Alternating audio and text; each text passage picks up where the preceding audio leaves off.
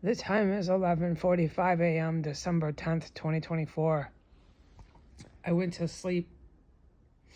I woke up in the last 30 minutes. As soon as I got up, and I moved around, okay? I went to the bathroom. I came back in, like full trips out of the room, moved around, okay? I sat back down. I crawled back in bed. This is my bed, the chair, okay? But then about 5 minutes after that, I got hit with pancreas poison, really bad.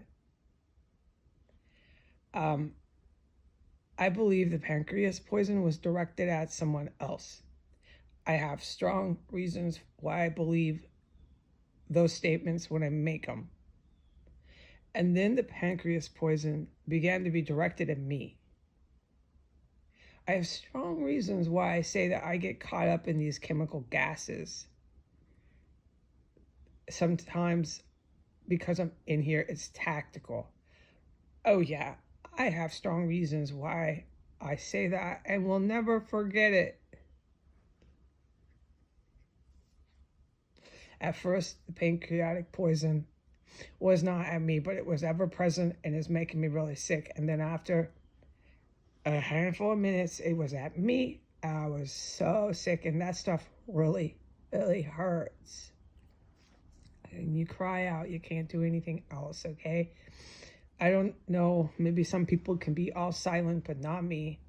It hurts that bad. And so I knew it was at me at that point because I know how it works in my body. And then it left. It went into my intestines. It seems like my body does this.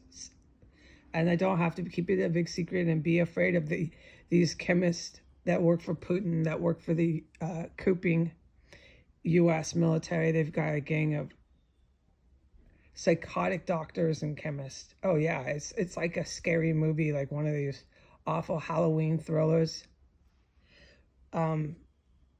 They've got them. They're white. They're Arabic.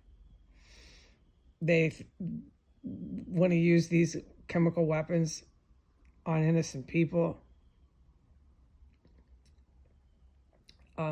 They sit around and think, oh, we got her now. She said this, she said that. Let's try this different chemical structure. This will do her in. None of it has succeeded by the grace of God, but a lot of these chemical gas poisons make me really, really sick. By the grace of God, I wasn't killed in front of my fiance. You can only figure what the guy has been through. And I want to talk about it, but I can never talk about him. All right? He's really tough. Him and all of his co-workers, they're so tough they don't wear hats. This must be some sort of Navy SEAL training stuff that goes back to when he was a really young lad, a young chap in the military. That's what I figure.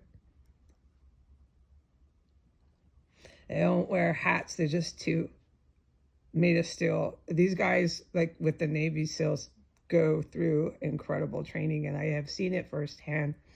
That training pays off. So my pops doesn't need a hat, okay? He can sit there in the coldest weather, dude, eating meals ready to eat. He literally does that. He sleeps with his boots on. I really have a lot of respect for my pops and his coworkers. I'm getting him a couple of Scully caps. He's not a lunatic. If it's freezing cold, he'll probably wear it. But when I get out and he's off duty, I'm getting him some, just because it's something I can do. You know what? I'm out shopping, pick him up some stuff just in case, because he's not cuckoo. If it's really cold, he could throw it in the back of the car if he has to change a tire or something, you know? He has a Scully cap. I got it for him. It's what I can do, you know? I love having someone to shop for too. It's the truth. I'm really happy. I can never talk about my other half. He's my other half. I really probably should stop and keep to the poison, okay? But what they're trying to do is poison his girl and kill his girl right in front of his face. They've been doing it way too long here. But it's also him, my pops and his coworkers know about tactical, all this horrible crap I've been trying to report when I'm okay to talk about it. I'm not always able to say everything, but they're definitely using me as some sort of pawn. They do that. I think that's what happened this morning, but you'd have to talk to the good guys to get the absolute correct answer. That's what I believe happened in here, though. I was just sitting in here, and all of a sudden, after I started moving around the terrace cell, I finally started to feel better. It took me hours to recover from the poisons this morning. Hours. And I'll admit it, and it's safe. Archangel Michael always says it's okay. You can say what it did to you. It made me really sick, the gas they were using this morning. I was exhausted and really sad, so I just knew to go to bed. These creeps had woken me up with their power. They had a power drill. They were using saws. They were thumping. It was horrible, right? What else? Just stuff, other stuff that I can't talk about when it comes to mind. It's not to be discussed online. So that was happening while I'm trying to sleep. By 3:30, I'd had enough. I had gone to sleep at 9:30. I said, okay, just get some sleep later. Get up, start moving around. I had no idea they were going to do some really wicked gas on me. I didn't know that was in store. So that shit was really hard for my body to go through. The stuff they used this morning made me so sick. I had no choice. Even if I was not tired, I would have to lay there and not do anything and just spend hours recovering. So I had slept long enough, and my body was starting to straighten itself out. Not a lot of pain, suffering, muscle cramps, just name it. And then they hit me again with poison as soon as I'm moving around. And this is happening to one of the military people who's emotionally invested, right? I know that, but they can handle this. There's more than just one good guy here. So, but it's got to be really hard to watch someone you care about, you're personally, emotionally invested in them, just get poisoned and poisoned. You can only figure, okay? I do want to say something, but I can never talk about it. So they did it again. I had rested. It was in the last half hour. They've got their screaming sirens after the poison attack. Within 10 minutes of that, the sirens started screaming up. It's so bad. I'm just going to turn this back on. I had the sound machine on less than 5 minutes ago. You can't keep it off. Just screaming their sirens. I give up with it, man. Just leave the sound machine on. The day that I don't have to have this on, I really will be grateful. And I won't be in the city where they're trying to attack unarmed civilians. I won't be here. I praise God for that. If I say anything, if I get really upset, if I cry, they bring in all their troop scumbags to say that I'm in emotional crisis, that I'm mental. They just can't stop with that, okay? No matter what kind of crap they're using as gas, no matter what kind of crap they're doing when they're chopping people up and frying them on a hot skillet. They've done that so many times in front of me, I can't believe when they march in here. I'm really freaked. You can only figure that, you know, they're cannibalizing. You know there's dead bodies, and they keep coming in, talking to you about your mental health. Do you know what I fucking think of these people when they're here? And I got to keep my composure, and I can't talk about nothing, right? Like today was one of the first days I could talk about my pops.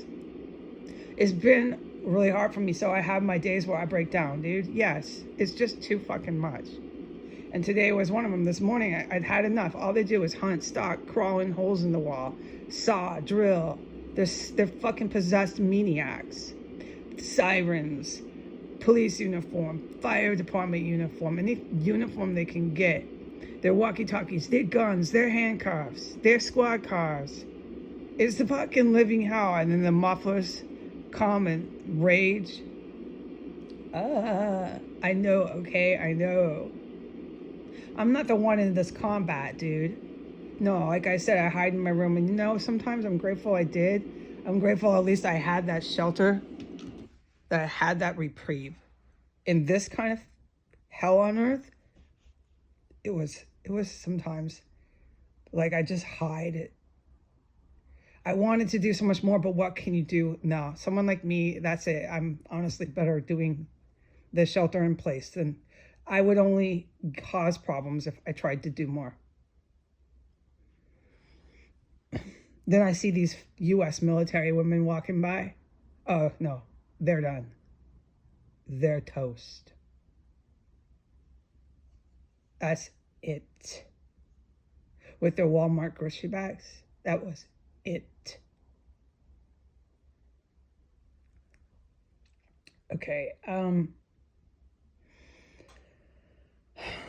okay, so they used me, I'm pretty sure, this morning as some sort of pawn in their gas attacks. I got it after one of the other ones got it, but all I know is it was in the room. And then after a couple minutes, it felt like coming onto me. And I knew it was because of the pain. And then it goes through its regular motions with me. It goes out of my stomach into my intestines. Okay, I can feel it traveling through my body. The pancreas poison, that one you can really tell. Okay, so then I just sat here for a few minutes and I'm like, oh my God, please no more. Within about 3 minutes, poison was then projected directly at me, and it was the pee-poo bioweapon, whatever it was. I've decided it's the worst shit they've got.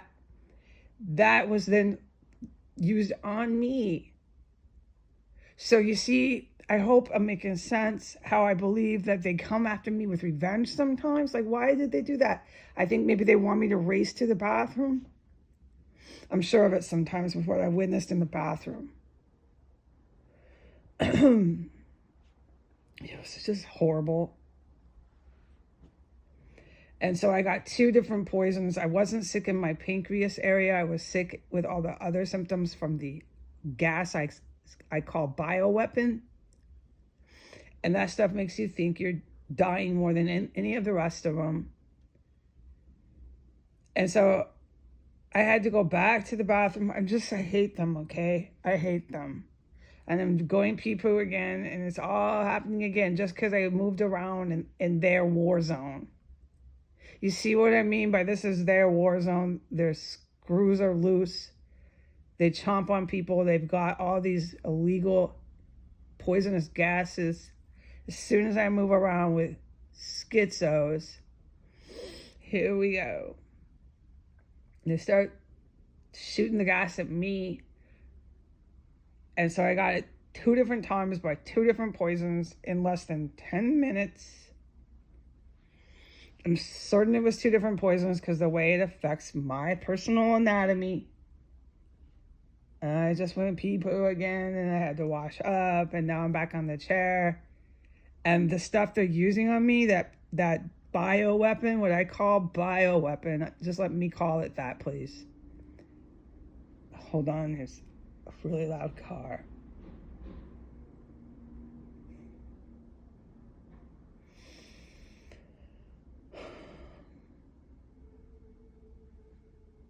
The bioweapon you have to recover from. You don't have a choice. So I'm back again. I had already started to bounce back, and then they blasted me again. So I have to start recovering all over again. After this, I am not going to be able to go on the internet. Okay, I really need to try to stay off, but there's so many schizos. They keep coming into the house. Friends at Thelma Hogue, maids, they just do it all. And it's violence, and there's dead bodies, and the house stinks, and it's a horror show every time these people come. Oh, there's construction workers that come as terrorists, dude, and they walk in with keys. Or there's just literal uniform police, uniform fire, uniform everybody coming on in. So I really need to stay offline because this stuff is getting way bigger than me. You know what I mean? Like, I am sheltering in place if it keeps up. All right? It is bigger than me. And I'm so tired of these people coming after me under the floor with the power tools at 2 a.m. and knocking on my fucking bedroom door with their city uniforms on. I'm so fucking tired of it.